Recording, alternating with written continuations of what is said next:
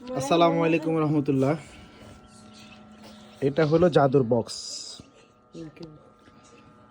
17 দিন হইল, প্রায় 25টা মতো ডিম দিয়েছিলাম এখানে।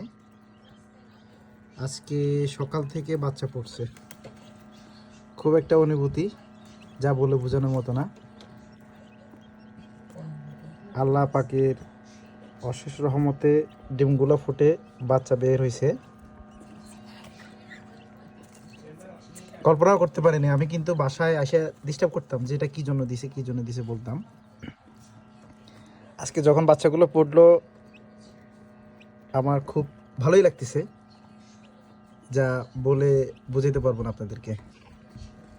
আপনারা চাইলেও এরকম নিতে পারেন জাদুর বক্স। এটার মাধ্যমে মোটামুটি যতটুকু সম্ভব রিজিকে যা আছে আর কি, ওই প্রকৃতির নিয়ম অনুযায়ী ডিম দেওয়ার পরে বাচ্চা আসবে ইনশাল্লাহ। আসসালামু আলাইকুম।